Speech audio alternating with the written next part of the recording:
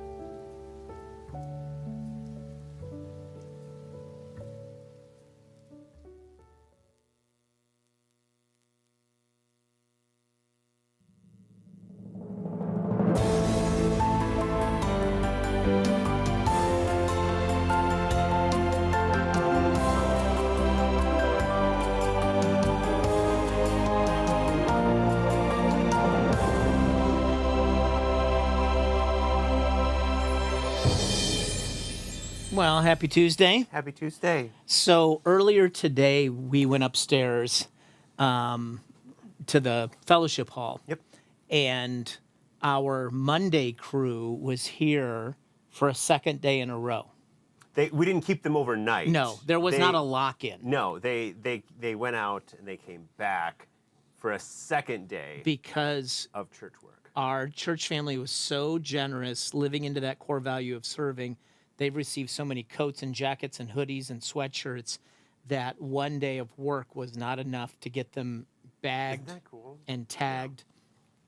And that generous spirit will keep kids in coats, especially in these, like I said, they go to the most needy of our kids in the valley, to several schools that are really below the poverty line. And so... But it was working to get, I mean, all the donations that had come in and like getting them sorted, getting them, it was like, yeah, it was a huge number. So that was really... And so going upstairs, being told they're upstairs again today, and seeing the pile that they were only working on today, not what they already did, just amazing. So we have a great church family that's so generous and kind, and we put out the word. And I had told Judy Hughes, who, she's kind of in charge of that. Yeah, Carolyn's she's kids kind of taken a... I said, if you need me to, talk less about coats and jackets, I can say less words.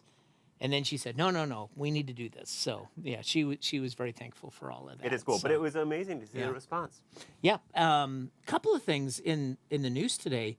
One is, missile attacks today launched from Iran into Israel today. It begins to feel this, almost this experience of helplessness and just like, and feeling like it doesn't end. Yeah. And it's just like, you almost expect to see the news and just to see it getting worse every day. That's right. And no resolution. And we're almost a year. Well, next week it'll be a year Yeah. when Israel was attacked by Hamas, and it was targeted towards civilians, innocent folks, not one army against another, and which really sparked everything we've seen in this past year, which it turns into we've seen some humanitarian issues, innocents being trapped in the middle, and onward and onward and onward, and it just feels like it's escalating. But this doesn't come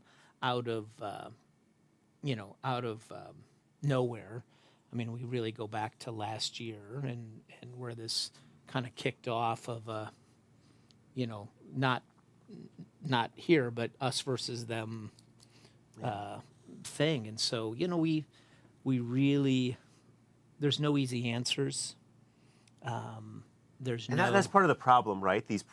Some of these problems just seem so big, yeah, so enormous, and so just like, yeah.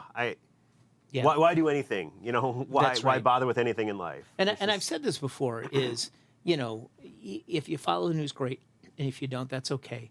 But mistakes, sins, brokenness exist on both sides, right? I mean, there's not, perfection versus evil.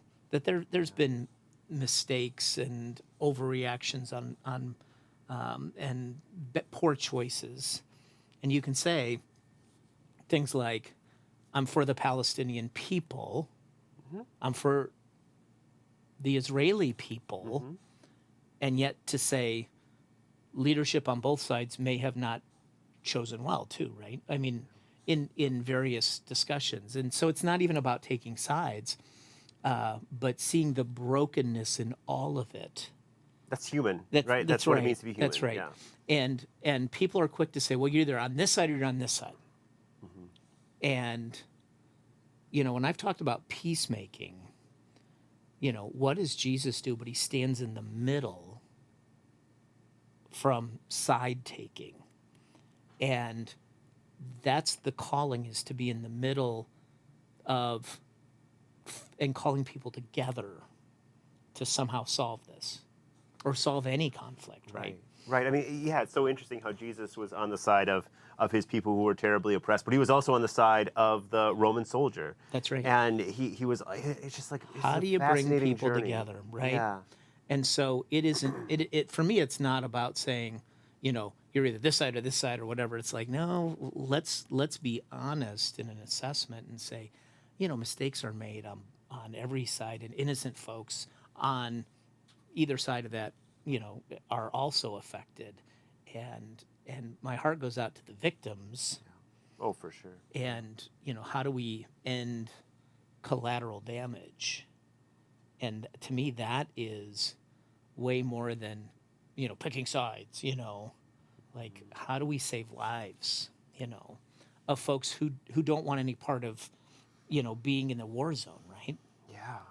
And so it's really a tough time. And like I said, I don't think there's easy answers. I know that there are some folks who say, yeah, just bomb people out of existence, regardless if they're civilian or military or whatever. And you're right. You have your right to choose that kind of thing. But I certainly want to be more nuanced in having my heart go out to folks who are caught in the middle on things. I mean, and even today here in Las Vegas, we remember the 1 October shooting, where, the final ugly tally was 60 folks died from that, a couple later on from their injuries, but 60 total, and 460 or so were injured by the shooter. Then, It left an impact throughout. I mean, everybody had somebody connected. yeah, and then because of the panic, rightfully so, that injury level outside of the shooting ended up being like 860 folks who were injured from trampling, shooting, any number of things, and just you think why, and there's no good answer. Even if we had a why, it still doesn't solve the issue. And so, our hearts go out to those who are remembering this day in a very painful remembrance, right? Yeah. It's not that long ago. Right. And we all know people who were affected. I mean, here at church and that sort of thing. So today's a hard day, and I said to my wife this morning, I'm like, what's the deal with October 1st being a day of what seems to be reoccurring violence, right? So. Yeah. It is just unfortunate, and it certainly is. That's the way of our world. I mean, at these wars, rumors of wars, and all of these things. And in this life, you will have trouble. Yeah. And but so.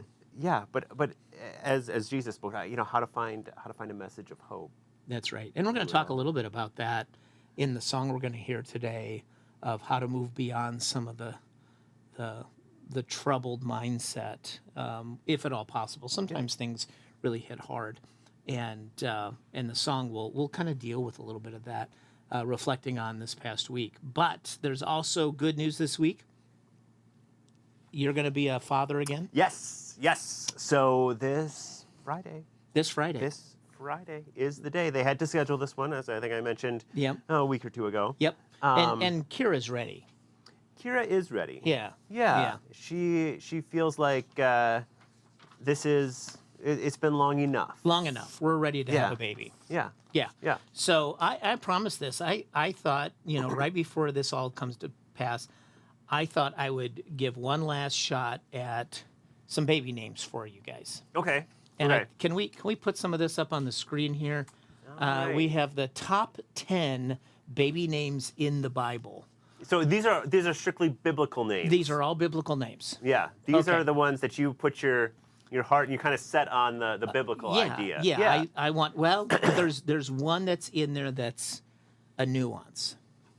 Oh. Yeah. Like. Yeah. Some biblical, So here we go. Nuance. Let's go with number 10. Number 10. Number 10 from Judges 3:8, Kushan Rishhathaim. It's a mouthful. It is. I think we're thinking a little more like a 2-syllable name would be really nice. Well, that's number 10. It's the lowest on the list. We can throw it out. Do you know what that one means? No, I don't. That one was so obscure. But I do have names for like other from the ones. land of Cush, I wonder. Yeah, I would think so. But this next one is shorter. Okay. And I do know the definition. So 2 Samuel 23, a gentleman by the name of Gareb. So that has a 2-syllable thing going for it. And the other thing that has going for it is that he was one of King David's mighty men. A mighty man. Yeah. Mm-hmm. That's the thing that's going for him. What's not going for him is what this name means. What does it mean? Scabby. Scabby. Yeah, I don't think you want to name a kid Scabby. I mean, there is some truth to that, Yeah. But little Scabby. That's an interesting choice. But it's 2 syllables. Little Gareb's mother when named him. Yeah, hey, Scabby, get over here. Scabby. Right. Okay, so let's go down to number 8. This one's longer though. It's Maher Shalal Hashbaz. That's from Isaiah chapter 8. Yeah, I don't know. But that could be first and middle name. It could be Maher Shalal as his first name, and then Hashbaz as his second middle name. I like Hashbaz. Hashbaz. Hashbaz Ward. Hashbaz. Yeah. And that name means quick to plunder. Quick to plunder. So if he's got grabby hands later, you could just start calling him Hashbaz. Drop that Hashbaz. I mean the Maher Shalal, like, the Shalal could be peace, right? There could be some peace. It could be, yeah. So a peaceful plunderer. I don't know. Let's go to number 7. This one's shorter. Nereus. So New Testament even. Nereus. Yeah. So it does sound like have a Greek little flavor to that, right? doesn't it? So, and it's better than Narcissa, right? Narcissist. So Nereus was one of the people that Paul named. He's like, hey, while you're reading this, say hi to this person and this person and this person, and it's mentioned Nereus. So you get a shout out in the Bible. You get a shout out in the Bible. Yeah. And great short name. It's Greek in origin. However, the name means it's a derivation from the word wet, like you get wet, or even better, lump. A lump. You're a lump. So if the Lumpy kid's lazy, is a good. Yeah, Lumpy is a good nickname. So Nereus. Yeah. Lumpy. And it's short. Now the next one is the one that is the crossover. This one could be. This one is the nuanced. Yes. You put a lot of thought into I did. number 6 then. I did. Kezia. Kezia. It's a good name from Job. It's one of Job's daughters the second time around. Yeah. So one of the daughters that survives at the end of the story. Yeah. So that's a good thing. And get this, her name means cassia, which is a reference to a tree, the cassia tree. The cassia tree. What is a cassia tree? It known is for? a blooming yellow tree. It's a very beautiful tree. I saw a picture of it. We saw a picture of it. I looked it up because I was that curious. So this would cover a Bible name, like Isaac. Yeah. But it would also cover a tree, like cedar. This is the crossover classic right here. Yeah. Kezia. Yeah. So maybe a daughter's name. Maybe, but still. I mean, but it's so ancient, no one would ever know. Right? Okay. Okay. There can be boy trees. We know this. There can be. See, oh, we know absolutely. this already. Okay. Next one of my personal favorites, Shamgar from Shamgar. Judges. Yep. Yeah, I wondered where you would throw Shamgar. If it Yeah, was- Shamgar but, makes it so right in the middle, right in 5. Yeah, and Okay. funny because he killed several thousand Philistines with an ox goad. Yeah. But his name means sword. His name means sword, Yeah, huh? his name should be ox goad, but it's not. I didn't realize his name meant sword. But I'm still a fan of Shamgar. Yeah. Yeah. So Have you ever had a goat and ox? no, I'm hoping one day maybe out in the desert somewhere where the police aren't around. No, Well, yes. Well, do some ox goading. do some ox goading far from the presence of the law. Far from the law, Yeah, you'll yes, be and goading far some from oxes. the animal advocate in my household, Rachel. She would not want to know that I went out ox goading. That would be I'm bad. sure you'd do it in a Humane way. humane way. Yeah. Yeah. Poke, poke, poke, poke. Yeah. Just gentle. Just Well, gentle Be ox prepared. goading. They are quite the beast of burden. They are. So you ready for another New Testament name? okay. This is a good one. Jambres. Jambres, huh? Yeah, 2 Timothy chapter 3 mentions Jambres. And Jambres has a great meaning. Yeah. Foamy healer. Foamy healer. Yeah, you're foamy, like suds, bubbles. Foamy healer. Not I don't know how he got not this just name. a regular healer. No, he's a foamy healer. Yeah. Is that a name that you think Timothy gave to him, or do you think his mother, once again, the child's born, just said, "You foamy little You healer"? little foamy little healer. I Yeah. don't know. We don't get the backstories. So, Yeah. but that's a New Testament name. Jambres. So let's go to number 3. Here's a great one. Hazar Maveth. And this is a person's name. Yeah. I made sure I wasn't just picking titles or Did he beget somebody in Genesis 10? actually he was begotten. Oh, he was begotten. Yeah, yeah. Okay. I think Jotham, is who that was. But he was given this name, and you thought that being named Foamy Healer by your mom was a little suspect. His name, Hazar Maveth, means village of death. I'm guessing that was a difficult pregnancy. Well, So you may not want to name the poor kid little this. Hazar Maveth. Yeah, Hazar Maveth. He carried that name the rest of his life. Yeah. So we're down to the last 2. Okay. I Yeah. think Well, Hazar Maveth, that's to make top 3. It does roll off the tongue Yeah. until you know Yeah. it means village of death. Village of Death. Yeah. Wow. So when your child turns 2 and gets into the terrible 2s, this might be the nickname. Hazar Maveth. Yeah. But number 2, of course. Oh, yeah. Yeah, Zerubbabel. Zerubbabel. Yeah. Comes out of First Chronicles. We see his name in Ezra and Nehemiah. However, the name means that I didn't really look this up until now. It'll make sense once I tell you. His name means sown, as in like seeds sown in Babylon. So, in other words, born in Babylon. So maybe we could, like Hendo, Yeah. sown in Henderson. Yeah. I Zerubbabel. don't know. I think it's Yeah. Do you? good. Zerubbabel. It just rolls off the tongue like Hazar Maveth. Once you know it, it does You're start right. to click. It just clicks after a while. But Zerubbabel or Zeruhendo, sown in Henderson. I think that would work. Yeah, I don't know. Okay. Yeah, substitute Yeah. teachers. Right? Yeah. Yeah, spelling, and that might be a little tough one. But before we show the last one, Yes. this one was long and hard to say what should be in the number one slot. I can imagine. I can only imagine the.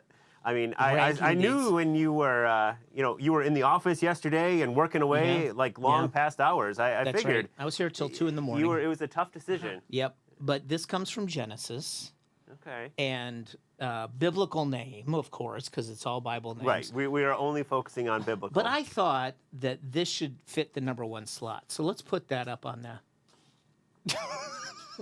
Yeah. Didn't you? Yes. Did you Little have Benjamin any? Bergeron Did you Ward. have right? Yeah. You know, how about Benjamin Hazer Maveth Ward? You know. So, Yeah. I just thought, well, one of the tribes. Yeah. You know, Rachel and Leah and Jacob, the youngest son, Benjamin. You know, younger Doesn't brother Benjamin to mean son Joseph. of my sorrow? No. Nice try. Son of the righteous, Son of the righteous. which would reflect well on you. Right. So Joseph tried, Rachel tried to name him son of my sorrow. Yes. But Joseph said, No. no, we're not Not going to gonna name him son of that. my sorrow. That's right. And so That's so right. Benjamin is essentially, I mean, if you really dissect it down to its core, it's son of the right hand, which is always the righteous side. Son of the right hand. Yeah. So Okay. righteous.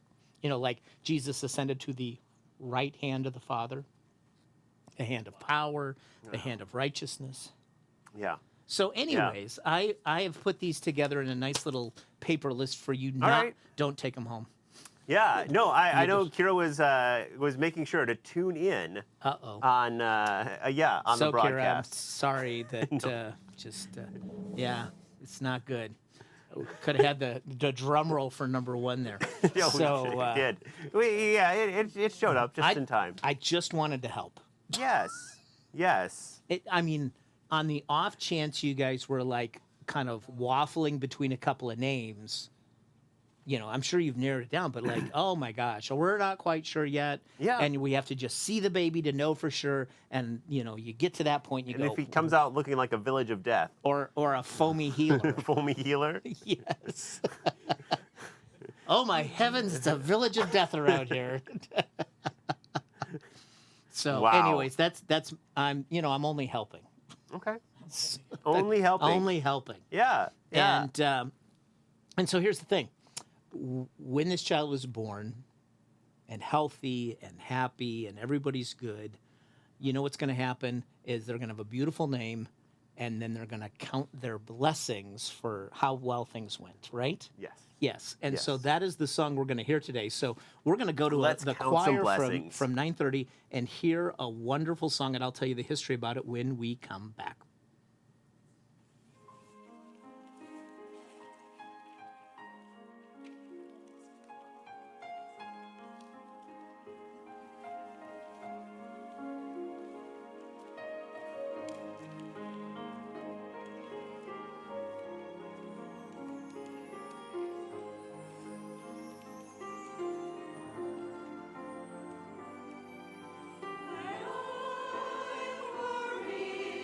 I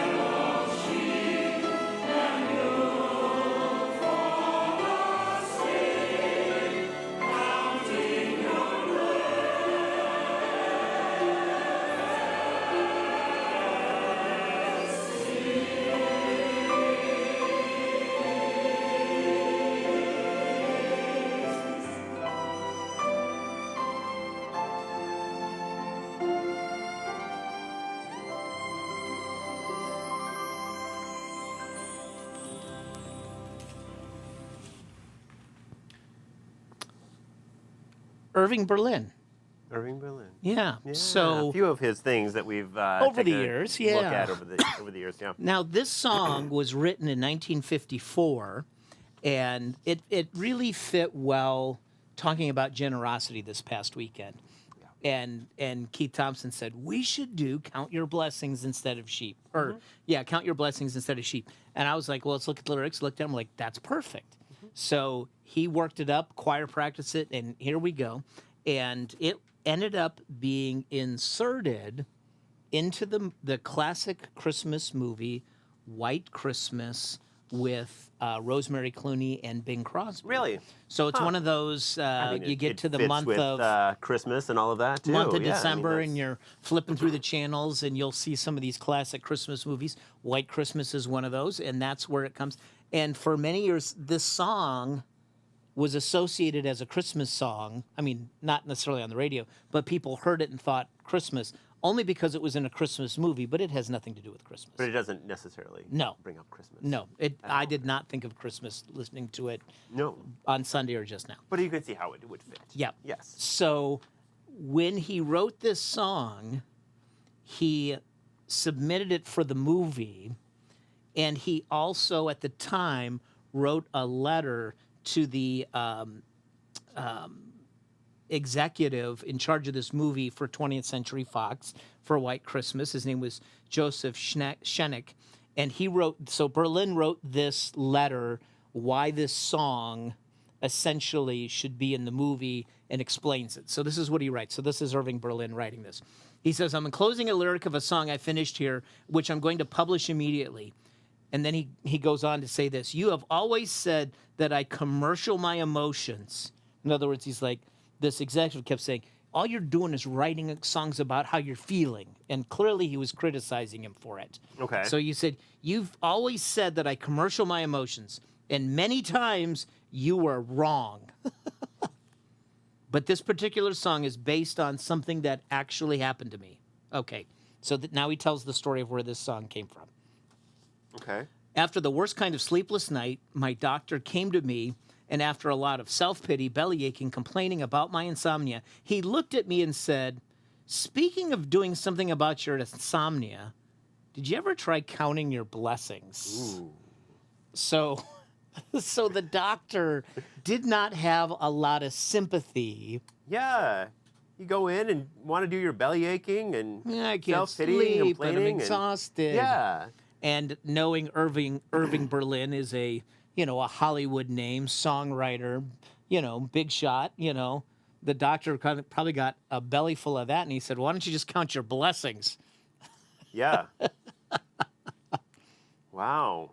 Now, I don't know, this 20th Century Fox executive, Yeah. doesn't seem like the two of them were on the greatest of terms. Maybe not the most friendly. No. You're telling me I commercialize all my songs based on my state of mind. Well, you're wrong. Yeah. And I feel like that's a thing that you can do as well. Like If if you have an emotion, I feel like that's something a poet does. Yeah, is and to write about that. And if you're Irving Berlin, you have the ability to do that. You can do and that. write a good song, right? Yeah. Yeah. So, and as you know, and as you were pointing out, a lot of music comes from a place of deep emotional reaction to something. Sure it does. Love, heartbreak, aspirations, any number of things. Some of the best songs have a strong backstory of some big thing that happened, either good or bad, that caused this heartfelt song to be written, right? They sure do. Yeah. So count your blessings instead of sheep is Irving Berlin's Take reminder. on his doctor's message. Yep, that's right. And clearly the doctor was kind of like, you're complaining to me, and you're a musical hit maker, and you're telling me about how bad your life is. Why don't you count your blessings instead of your sheep, buddy? Well, the message appears to have gotten through to him too. Clearly. Which is not always the case. No, So, and it yeah. is a beautiful song with a message that rings true for those of us who are people of faith and say, how should we view life? Do we focus in on the negative stuff, complain, bellyache, or do we turn around and be grateful for what we have, right? And I even opened my message this weekend on that. It's like, do you focus in on what is absent in your life? I wish I had this, and I wish I had that, and if I'd only have this, or do you focus You in can on? spend your life living like that, though. Like it right. really is. Like we kind of talk about it, but it's like it really is a thing. Like you can spend your life doing that. Sure, you could. Yeah. And it only causes you to have a mindset at any economic level, a mindset of scarcity. Yep. I don't have enough. I better hold on to what I have. It's not. It may not last. Where somebody who lives from a place of abundance at any economic level, it's not reserved for just the rich. Those folks will find contentment, gratitude, and the ability to be more generous, incommiserate to what they have, as Paul says, not in relation to what they don't have. And so, picked a couple of places today to share with you. Some places of reminding us to be thankful or to give thanks. And one of the great places in the Psalms, Psalm 100, which is really a great song. And even Greg Davis, our previous minister of music, now pastor at Poway United Church of Christ, he wrote a song based on Psalm 100. Did he really? Yeah, I got to see if we still have it in the I'm sure we do. in the music library. Yeah. Anyways, verse 4 and 5. Enter God's gates with thanksgiving and into his courts with praise. Give thanks to God and praise his name, for the Lord is good and his love endures forever, and his faithfulness continues on through all generations. So there's kind of this admonition to be thankful. Enter his gates with thanksgiving. Come to church thankful for what you do have.